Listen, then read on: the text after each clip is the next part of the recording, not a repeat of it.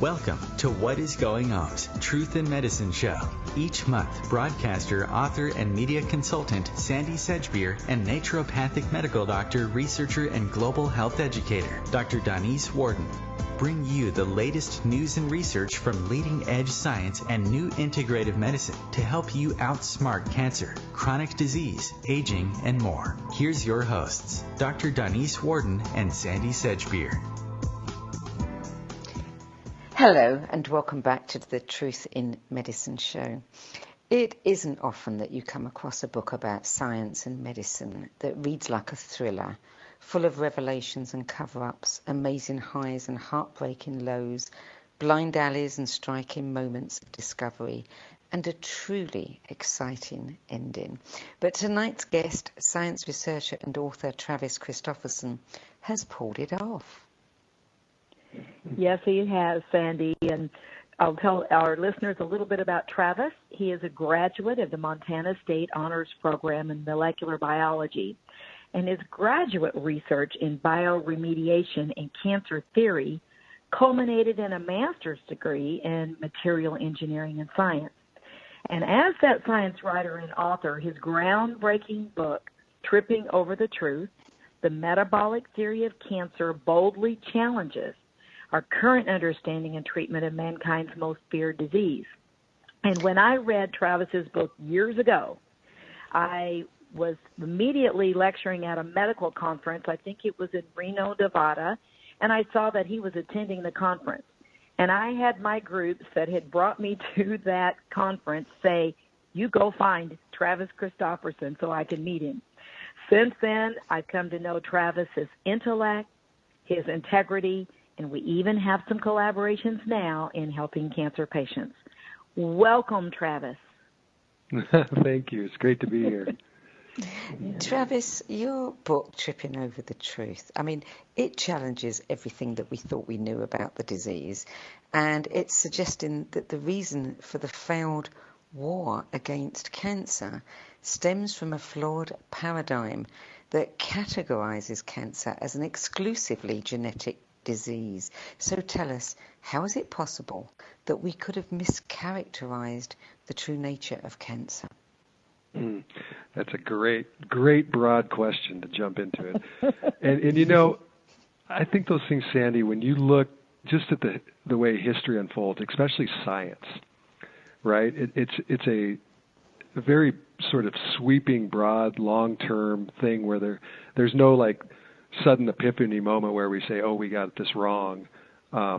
It takes generations where the evidence accumulates. There's very rarely a very good consensus in biology. You know, you can have 100 studies on the same phenomenon and say 85% will allude to one sort of mechanism and the other 15% will allude to a different one. So it's a sort of, we look at a preponderance of evidence over time, and cancer is not, you know, we're not looking at a simple mechanism here. We're looking at a narrative. This disease is so complex that it's, you know, it takes evidence from multiple angles over lifetimes, basically, before we get a good, you know, the true story of what's going on in there, and that's still unfolding. And so the book that I wrote was about these scientists that have chipped away at the predominant theory. The predominant theory is the gene theory that you alluded to, called the somatic mutation theory. And that's been around with us, you know, it's sort of built up during the 20th century, but really got established in the mid-'70s. And nobody has really ever since looked back. It's been a very dogmatic theory that nobody questioned from that point on. But these sort of select group of scientists have been chipping away at this new image of cancer that says that, you know, it's not a genetic disease, that it could be a metabolic disease in origin.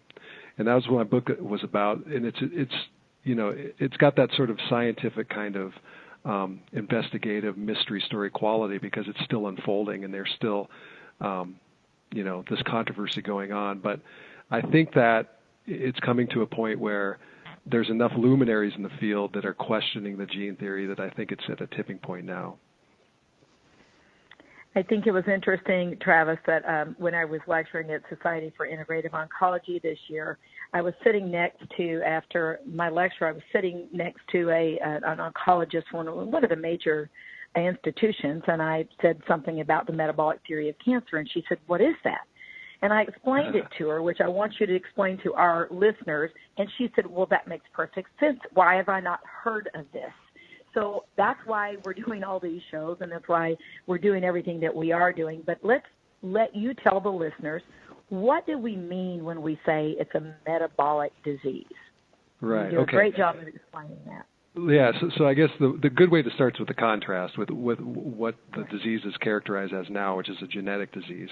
And that says that over time you'll receive key mutations to your genes in your nuclear DNA that are responsible for controlling cell division, or the cell cycle we call it. And these are called oncogenes and tumor suppressor genes. And when you get this right combination of what we call deriving genes and then tumor suppressor genes, which are the brakes to cell division, then you kick off this process called neoplasm, or cancer, and the cells begin dividing pathologically, invading, going through membranes, invading other tissues and organs. That's the way it's been viewed for the last 50 years. The metabolic theory is actually a very old theory that was first proposed by Otto Warburg, a German biochemist, in 1924. And it states that the key trigger to cancer is not genetic mutations, but damage to the respiratory system of the cell. In other words, the energy system. And our cells make energy in these little organelles called mitochondria. So he stated that the prime cause of cancer was damage to the mitochondria, which then transforms the metabolic environment of the cell, which switches it over from oxidative metabolism, which is energy creation using oxygen, which all your normal healthy cells do, to this kind of fermentive metabolism, which uses blood sugar and then kicks out a waste product called lactic acid. So he noticed that first in 1924, that cancer cells are, in the presence of oxygen, were kicking out lactic acid and doing this weird fermentative metabolism. And then he went on to say that this was the prime origin of cancer. Now, he just didn't have, his career didn't span enough technological advancements where he could really characterize this further. And that's where it kind of got, he was this brilliant scientist who won the Nobel Prize, but at the end of his lifetime, he was sort of ridiculed for this, overly simplistic view of what cancer was, as the genes theory kind of swept into favor. But then it didn't go away. It kind of smoldered along, and this brilliant biochemist at Johns Hopkins named Peter Peterson really picked up Warburg's torch and continued to characterize this metabolic defect within the cancer cell, these damaged mitochondria and all the consequences. And then the one that really picked up the torch from there was Thomas Seyfried at Boston College, and he's sort of the the godfather of this metabolic theory of cancer in its most current incarnation. But these guys have been, correct me if I'm wrong, they've been pretty much working on the sidelines. I mean, the establishment hasn't given it a great deal of credence until fairly recently. No, it hasn't. And the way the establishment works is you have to establish something through a for anything to change in standard of care, it's got to go through these long, onerous clinical trials. So it's going to take decades. It's got to go through phase 1, phase 2, phase 3. And metabolic therapies by nature are combinational. So it takes dietary stuff. It takes certain combinations of drugs, perhaps hyperbaric oxygen. So the clinical trials are very difficult to perform and are going to take a long time. The paradigm, the way we use the treatments we use now, typically chemo and radiation, have been around for so long. They're just not going to change overnight. The whole system is set up to maintain that kind of standard of care that we have right now. And we wouldn't expect it to. We have to have that burden of proof that it works first. But there's pockets where people are doing these, and the outcomes, so far have been sort of eye-popping. There's a group in Turkey that really latched on to Tom Seyfried's work early on. And what they do is they give the lowest dose range of chemotherapy that they can get away with lawfully in the country.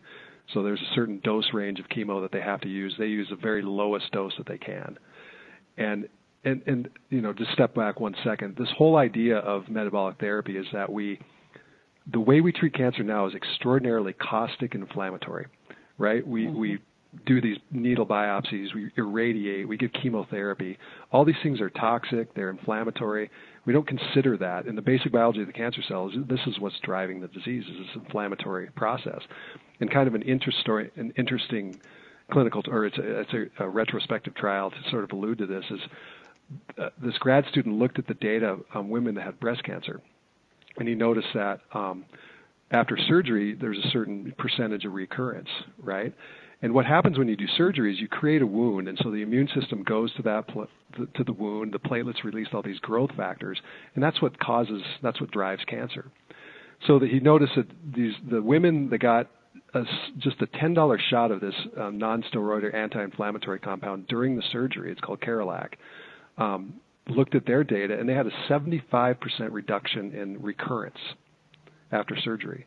So that's a huge number. That's from a $10 anti-inflammatory shot. So the basic biology is just simple. You're preventing that inflammatory wound process, at least a small amount, and the consequence of that's profound. So the idea behind these metabolic therapies is you want to just tone down everything, the inflammatory process, all those things that we're doing that causes that. And so that's what they're doing in Turkey. The lowest dose of chemo, they put patients on ketogenic diets. They use combinations of drugs that further lower blood glucose, drive down inflammation, hyperbaric oxygen, and then they publish their outcomes compared to historical survival. And it should make everybody notice because their outcomes are fantastic. Right.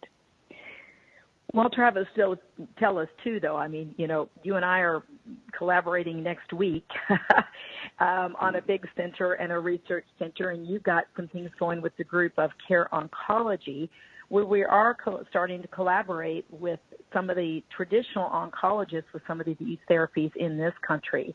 Would you want to touch on that a little bit about what you have going in California, if that's public knowledge yet? Yeah, well, I'm part of Care Oncology, which is, it's a group that actually got started in the UK.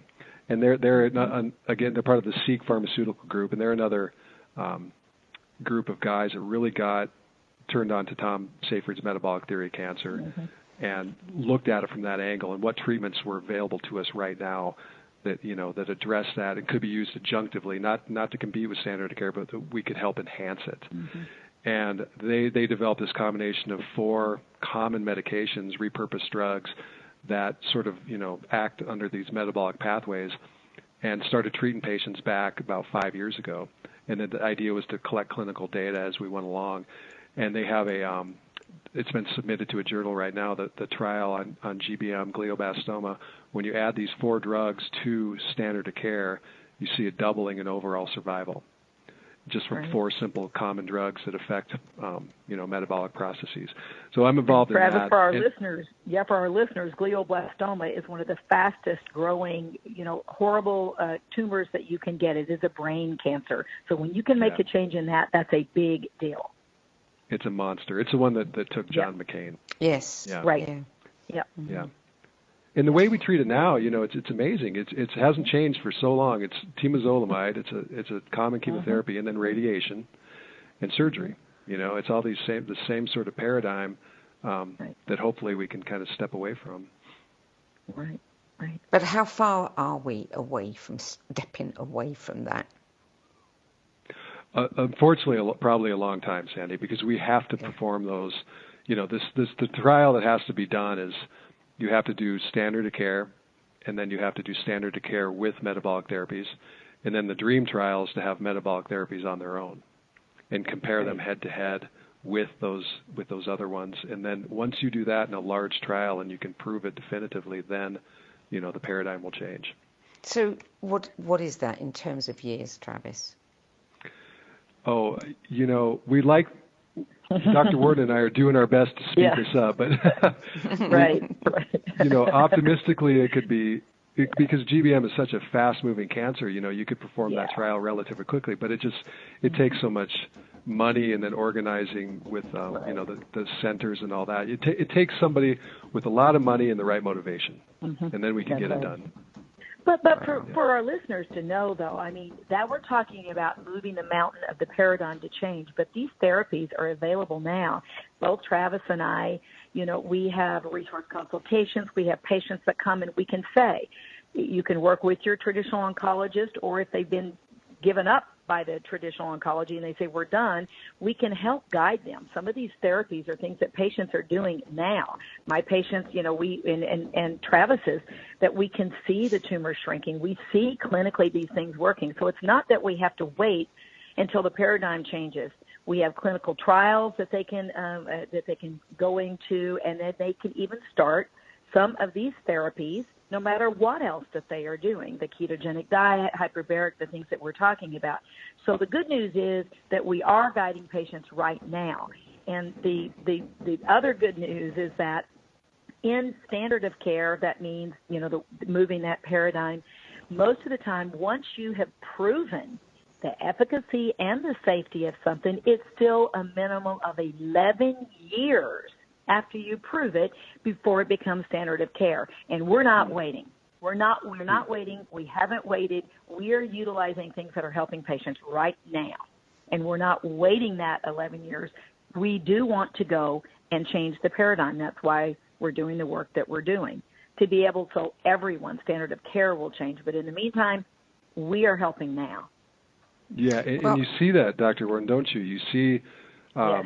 the patients that adopt these therapies and do them well yes. and maintain, yep. a good attitude. They just do better. It's so apparent to us. Our second patient is one of those patients with a glioblastoma, and she's done all the things just fantastically well at 16 months with no evidence of a recurrence. Right, so that's unheard of. Tell them what's the normal, though. Normal. Yeah, recurrence typically occurs 6 to 8 months after diagnosis. Yeah. Wow. Well, I have a question about that we'll come back to after the break. You're listening to What is Going On's Truth in Medicine show, and tonight Dr. Worden and I are talking to science writer Travis Christofferson about his riveting book, Tripping Over the Truth, The Metabolic Theory of Cancer, which boldly challenges our current understanding and treatment of cancer. We'll be back with more after this break.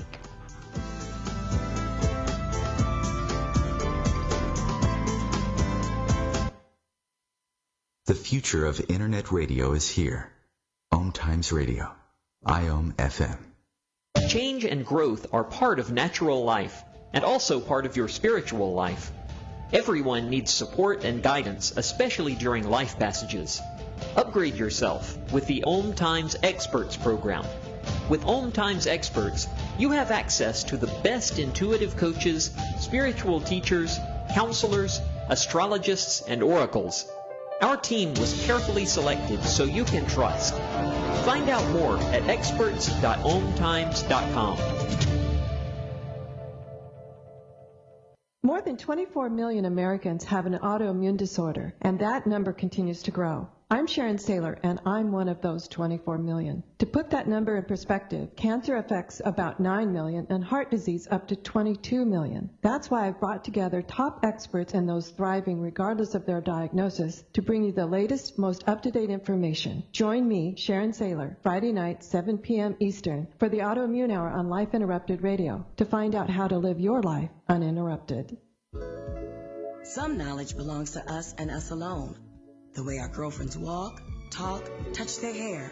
Details that only a sister can know about her girls. But what about our other girls? The ones we carry with us every day. Our bond with our sister girls gives life. But knowing your breasts can save it. Go to knowyourgirls.org for the facts you need on breast health. Brought to you by Susan G. Coleman and the Ad Council.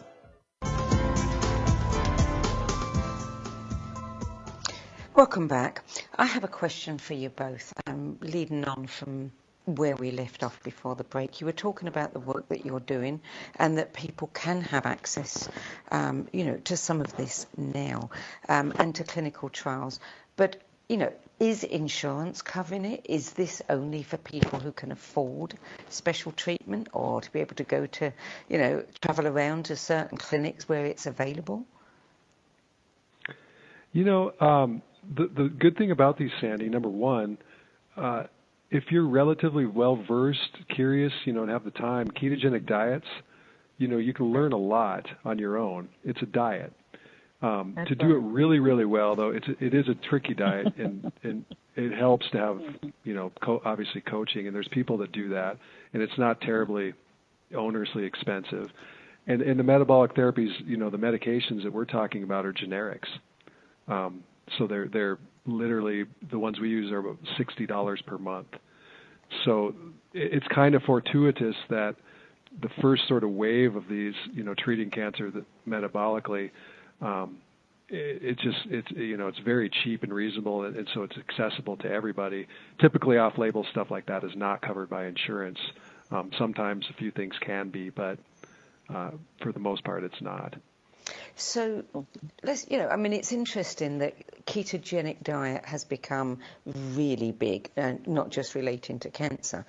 Everybody seems to be on it, and it's supposed to be great for one's general health and, for losing weight. So many people want to lose weight.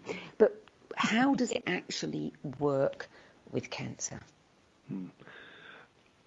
So the ketogenic diet, interestingly, was standard of care therapy for childhood epilepsy in the 20s. Mm-hmm. And then the anti-epileptic drugs came out, and it just got completely forgotten. And then it got sort of revived by, now I'm drawing a blank on his name, Dr. Freeman at Johns Hopkins. Right.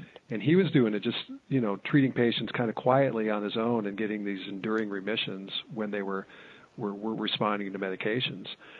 What really brought it in the spotlight then is when Jim Abrahams, the movie director, mm-hmm. when his son got a Charlie, and he took it to Johns Hopkins, and he'd been through dozens of drugs and was, rapidly declining.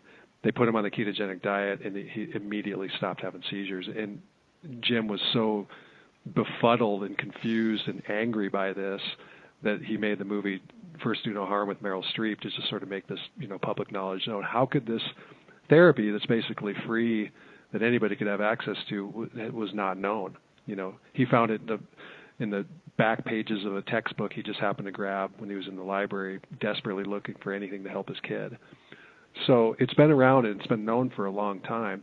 The way it works with epilepsy, we really don't know. We don't know if it's ketones. We don't know if it's sort of this caloric restriction process, what it is. It's just sort of miraculous. It does something to the neurochemistry that just works. As far as cancer goes, it's really a sort of easy to explain, elegant, sort of theoretical mechanism. When you go into ketosis, you shift your sort of general metabolism from burning carbohydrates and blood sugar to burning ketone bodies. And cancer cells, like I said earlier, have shifted to this fermentive metabolism where they burn blood sugar and kick out lactic acid. And the reason they do that is because their mitochondria are supposedly damaged, compared, as Tom Seyfried says. Ketone bodies can only be burned in intact mitochondria. So the healthy cells can transition to ketone bodies, and the cancer cells can't. All of a sudden, they're presented with this fuel that they can't burn.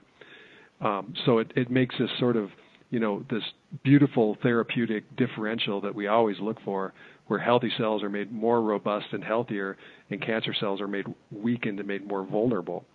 And then you come in with what we call these pulse strategies, like hyperbaric oxygen, something that can kill, that can further wound the cancer cells, and you get this sort of enhanced effect from that. And ironically too, when people go into radiation or chemotherapy in a ketogenic state, whether it's from a ketogenic diet or just from fasting beforehand, we think there's going to be a greater enhancement of that therapy.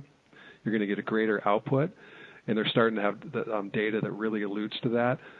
But also you're going to have much fewer side effects, and that's been measured, where you see number of mouse sores. All these effects from chemo and radiation are diminished because it's a very powerful anti-inflammatory state to be in metabolically.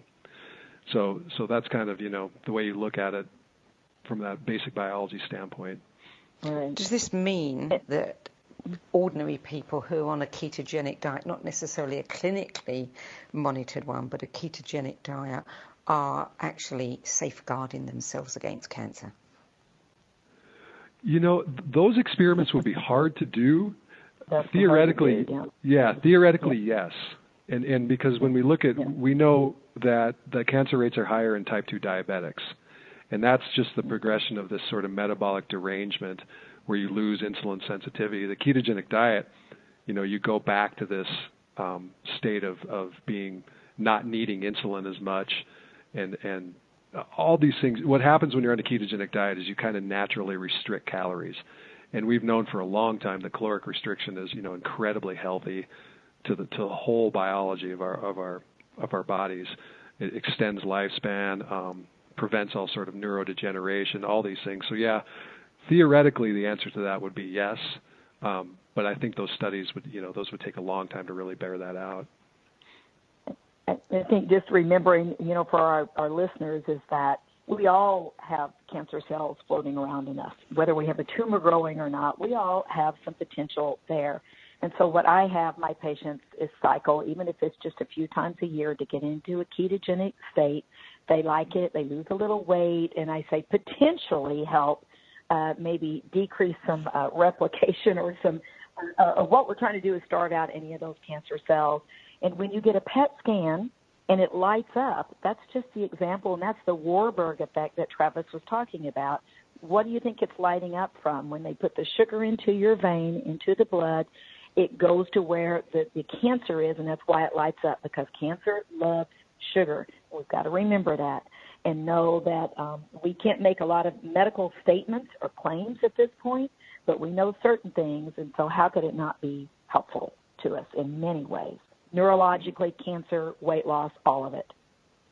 Mm-hmm. Yeah. And I know, Sandie, you had asked me before the show, and Travis, these researchers that we keep talking about, Tom Seafried. In fact, I just talked to Dr. Seafried 30 minutes ago about this this process that we're talking about next week in Colorado. I think we'll bring that up later in the show. He's so excited about it because we're all looking for ways that we can help patients now faster and better than we have. But also Dr. Young Ko, which is one of the researchers that you brought up in your book, and now, I've had the pleasure of working with the group, I will say, from your book that we're all working with. And Sandie had wanted to know what was up with 3-bromopyruvate, and I'll just quickly say, in talking with Dr. Ko, is that she too, with that molecule now, has new research showing that can be helpful if you choose chemo and radiation. It can help you use less of it and be more effective. The same type of ways that you were talking about hyperbaric and ketogenic diet before. If we choose traditional therapies, and if that's the way to go, it's possible that many of these adjunctive treatments may help us do better and have less of the toxic effects of the chosen therapies. And that's exciting to think that we can go down that route. But also remembering, in time, with more research, these may be monotherapies, which means they stand alone and we don't need the rest of it. And in Society for Integrative Oncology this year, just a month ago, Dr. Andrew Weil stood up at the front as the keynote lecturer and said to a group of medical oncologists, hundreds in the room, he said, I think that in time we're going to look back at chemo and radiation the same way that we used to when kids wanted to have their mothers wanted to see if their shoes were fitting in their feet, they would x-ray their feet. And we were exposing them to ionizing radiation. And we look back and go, what in the world were we thinking? And he said, I think we're going to do the same thing with chemo and radiation. And I believe that as well. But for now, that's the standard of care. Well, what was the response to him saying that? You know what? These are integrative, Society for Integrative Oncology.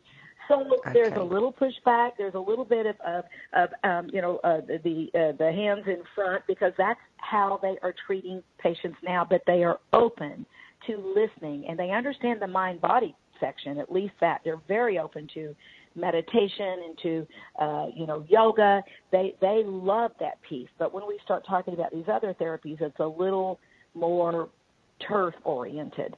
But I applauded him for that, and many in the audience did. But remember, that's the group of oncologists that think that there are other things that play into cancer, mind-body-wise, diet, this and that, not just all we have is chemo and radiation. Yeah, this mind-body, there's emerging research out of that's getting really interesting in terms of social genomics. And you can measure people. One of the biggest things to our health and happiness is loneliness, not being lonely, having just a rich network of support. And you can measure that now genomically, that the immune system will switch to a more inflammatory profile in people that report, being lonely. And there was a big study where they tracked over 3,000 women with breast cancer, and those that had really rich networks of friends and family to help them survived, over 3 years longer than those that reported having less of that. So, all these factors, stress, cortisol being raised, having support, all these things that we kind of diminished before, are now we're able to measure them more effectively, and we see that they're really, really important. Yeah, it's all coming together now, isn't it? I mean, the whole mind-body connection, we're really seeing the evidence of that. Yeah. That's right. And that particular group, Society for Integrative Oncology, they really get that piece, the stress piece. They really do. We've got to educate them more on metabolic therapies. I'm hoping that we're going to get a lecture on this next year. Travis, get ready. We'll be talking to you soon about it.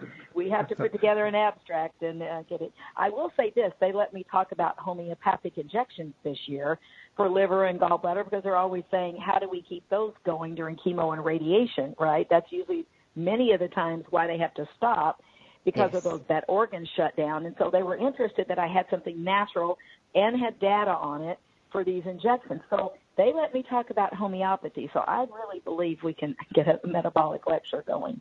As a layperson who doesn't have the advantage of the knowledge that you guys have got, I look at cancer, and I have a very close relative who's been fighting cancer and going the traditional chemo route. And I've attended many of her appointments with her, and I've heard the doctors say every time she brings up a question like, what about high doses of vitamin C? What about this? What about that I've read about? And all they'll say is, that's not in our protocol. We've got no evidence about that. And they're not allowed to even discuss it in certain places. I mean, I know that they have to protect the public. I know that there have to be protocols in place. But does it really have to be such a slow, grinding business? Man, that's such a psychologically loaded topic, Sandie. I think, from my perspective, what I see with oncologists is they really do have brutally difficult jobs from the standpoint of complexity. And people come in with a variety of cancers. Each treatment is different. There's multiple ways you can treat each cancer. So I think what happens is the standard of care is difficult enough, and they just draw that line. Okay, that's my job, and I want to do it well. And I'm just, if you start bringing in supplements and everything else, it just becomes so hard and complex for them that they almost have to draw that line. So I think some of that comes from that it's just too hard otherwise. A lot of it comes from not being open-minded. There's just, and I don't think that many times they weigh, from the patient's perspective, they're looking at everything from a risk-reward perspective. Okay, high-dose vitamin C, is it going to hurt me? Could it potentially help? That's the way the patient's looking at it, and that's all they're really asking for the input for that question. And that's where I think they could do better, is just steering them, to look at these things through the lens of risk-reward in a better way. Everybody talks about the dietary advice. It doesn't matter. The oncologists will say, go eat donuts. It just doesn't matter what you eat. We hear that all the time. But how could that be? The patients intuitively know that's not the case. Yeah. And so they're looking for these answers and advice from other places.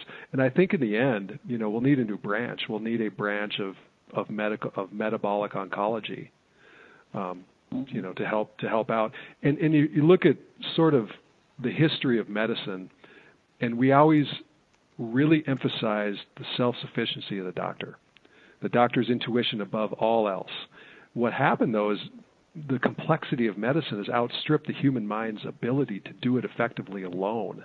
So we need systems in place that help oncologists. We need, adjunctive therapies. We're going to need all these groups of people to help, just because of the complexity.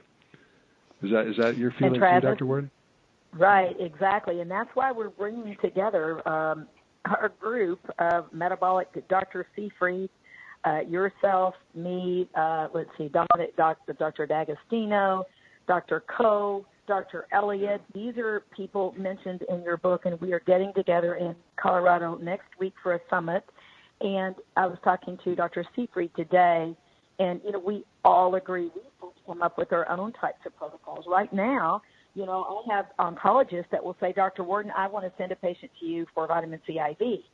And I'll say, okay, but what about the timing? And that's what I'm learning from the researchers, from Elliott, from Dr. D'Agostino right now. Dom just told me that he's got a research going right now. It's too early to tell, but they're doing a vitamin C IV research. We'll know. And what's more important, we'll know when. Is it before, during, after chemo, different therapies? When is it best? When can it actually contraindicate? So if you're doing an oxidative therapy, you don't want to do an antioxidant. Patients go, I just want to take vitamin C. Can't that help my immune system? And I said, depends on if we want, if we want to just seek and destroy, or if we're in the rebuild. So it's all about timing, and that's the beauty and why we're pulling this group together, so that we can look at each other's research. We can look at the clinical and say, here's the timing, because those open-minded oncologists are saying, okay, I'm done, or I don't know, and here, just go see, Dr. Worden, go see Travis at Care Oncology, and let them do what they do. But a lot of it is about timing, and we're getting there. We're really getting there. So that's the exciting piece. I can't wait for us to spend more time together. Yeah, it's going to be a process. You're right. It's going to be, it's not going to be one thing. It's going to be a process with timing, dosages. That's right. It's going to look very different than it did in the past. It's going to take a lot of, a lot of people and effort and research. And I think, we have a group, we have some doctors in LA at Cedars-Sinai that are considering opening a metabolic type clinic, adjunctive clinic in that area, that are just tired of seeing people die. And it's coming from a place of we just want to do better, and what's it going to look like.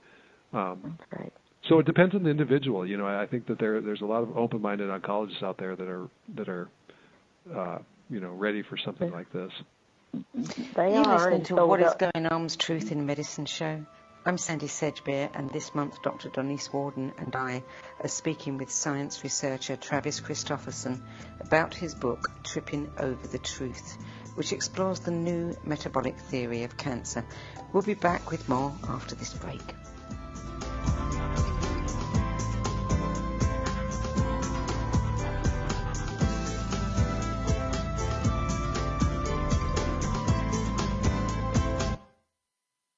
The cutting edge of conscious radio, OMTimes Radio, IOM FM.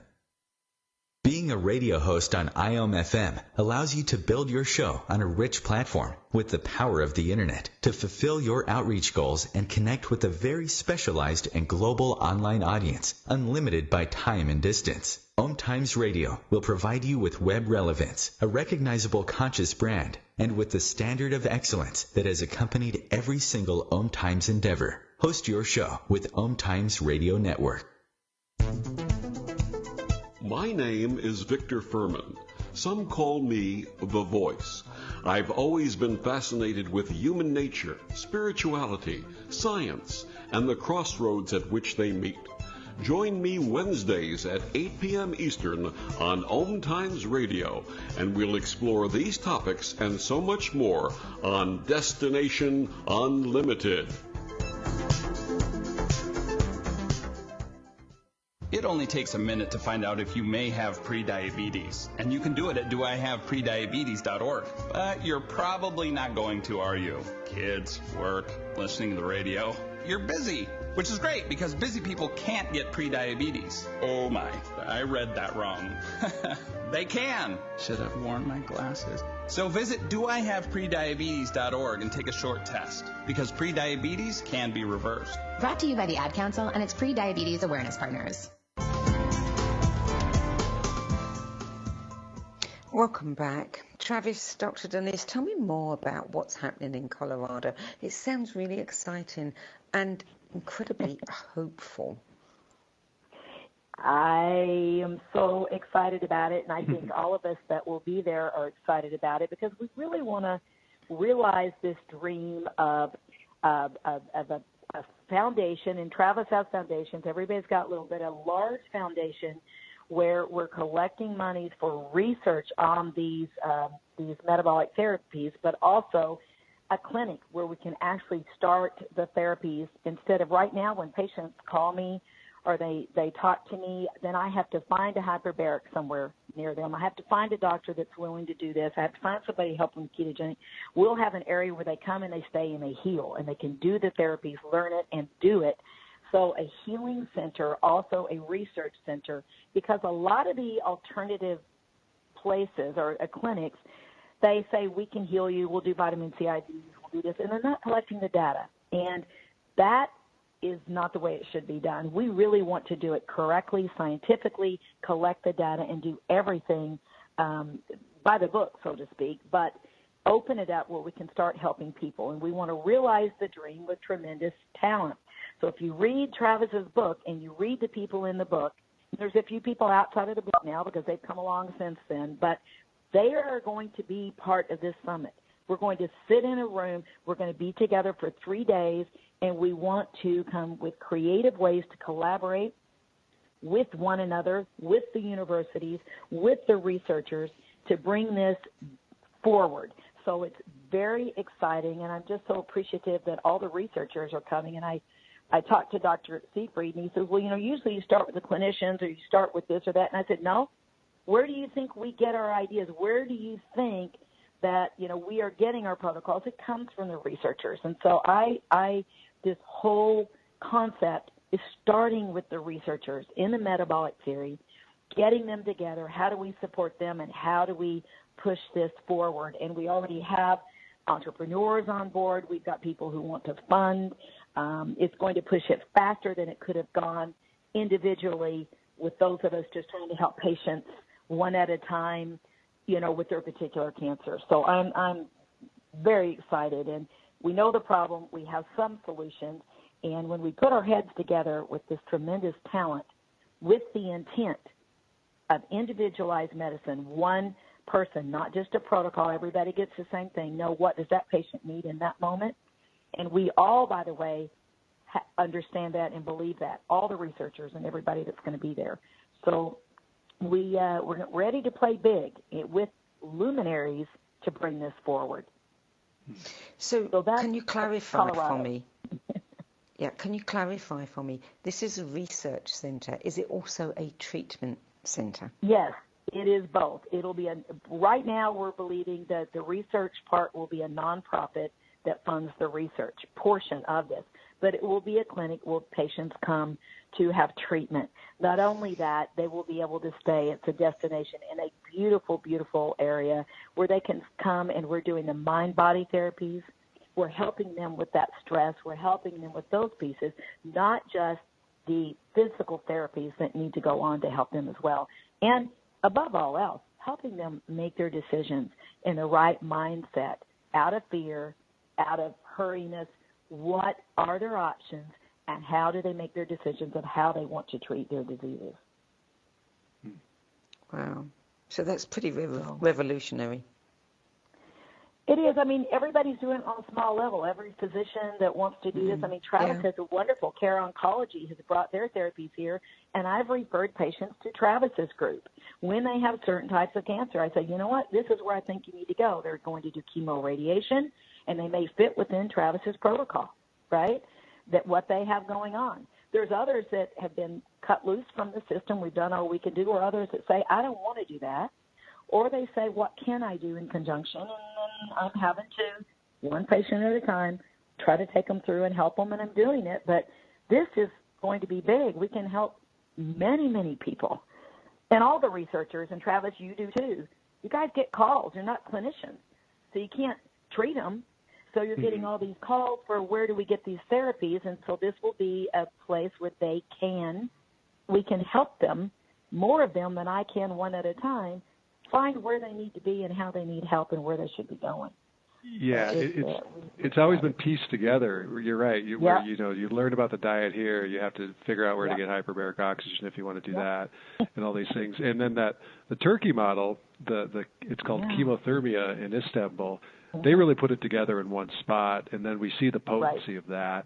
And that's the first iteration of this. We know that this can be improved upon, and that's the model sort of going forward. It's difficult because the traditional way is to measure one therapy at a time. We're going to be looking at rationally designed combinations and then measuring the outcome. And we know we have to do this. If we're really going to beat this disease, it's the model that has to be adopted. So it's a beautiful model. It's exciting to be part of it. Yeah.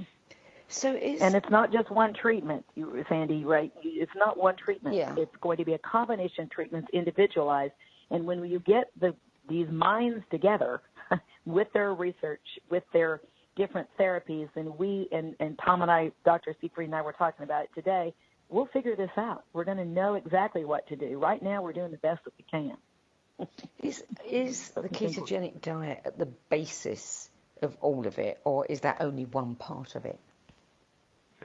I think a really good sort of baseline paper to go off is the one Dominic D'Agostino and Tom Seyfried wrote, and they call the therapy press pulse. And the foundational therapy is kind of the ketogenic diet, and it puts you in this physiological state where then you can start you can sort of manipulate it from that point, and then once the cancer cells are stressed, then you add in pulses, and the pulse can be in the form of hyperbaric oxygen, where it's like radiation. It kills cancer cells the same way. Radiation is what we call ionizing radiation, so it splits water molecules, creates free radicals, and then that's what kills the cancer cells. Hyperbaric oxygen is just a much more mild form of that generation of free radicals. So those are the pulses, but you do them intermittently. You do that through timing, and importantly, you do it so it's not extraordinarily caustic to the patient. It sounds utopian to say it, and I have no doubt we'll get there. We always tend to judge things, in our little blink of an eye. We're not here very long, and these things take a long time. But we will get to the point where cancer therapies, where you come out healthier on the other side, where you actually it's a therapeutic process, and it's going to take time to get there. But this is the start of that. This is sort of the theoretical foundation of what that will look like. And Travis, before the show, remember we were talking the same therapies that we're talking about that are going to help with cancer and neurological diseases. It is anti-aging. It's the same processes that we're dealing with. When we figure these pieces out and we get better at it, that is anti-aging. It's not just anti-cancer. Yeah, I firmly believe, the best cancer therapies will be anti-aging therapies. But when you look at the process of aging, it's this, we see these very defined epigenetic changes. And a researcher can take your cells, anybody's cells, analyze the epigenetic patterns, what we call the methylation patterns, and tell you your biological age within 2 years. And it's probably a better, more accurate depiction of your true age than your chronological age. Mm-hmm. So that's how accurate it is. So we see what is called epigenetic drift. You see these changes in your epigenome over time. When you look at a cancer cell, it looks like a 300-year-old cell. It's like it's on aging and hyperdrive. So these same sort of processes that cause aging are like put on, on fast forward in cancer cells. And the way we reverse aging, and you can reverse aging in a petri dish, it's called stem cell induction. And you sort of reset or reboot the epigenome back to biological age 0, and we can do that now in the lab. And these same therapies that do that also tend to be anti-cancer therapies. And so you'll be able to reset the genome, back to this normalized state, cancer cells, which is also a de-aging state. So those two therapies, they overlap, and I think, in the end, it'll be one and the same. And we have focused a lot on cancer, but of course, restricted ketogenic diet is good for all kinds of neurological diseases like Alzheimer's, ALS, brain trauma, etc. Mm-hmm. That's very, very correct. Ketone bodies are strangely therapeutic to neurons. Your brain just loves ketone bodies, and even something like traumatic brain injury. So you can measure that when mice are on ketone bodies and then they undergo traumatic brain injury. It's a horrible experiment, but it's lessened by the ketone bodies. And so, I think every NFL football player should take an exogenous ketone before a game. Right.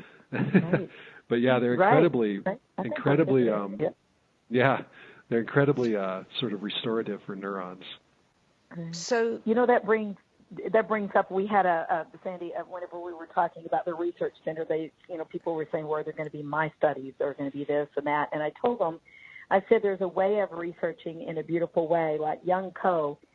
Her research, when she was explaining how she treats her mice, and it was in Travis's book too, they're kind of like pets, and she talks to them. She feeds them herself, and she says, "I'm going to make you sick, but then I'm going to make you better." So there is a beautiful thought of that they are contributing, they're respected, they're loved, and there will be no animal cruelty. I think there's a difference between animal research and animal cruelty, and I think we've got to do a better education on that for people. Yeah. And many people will be very happy to hear that.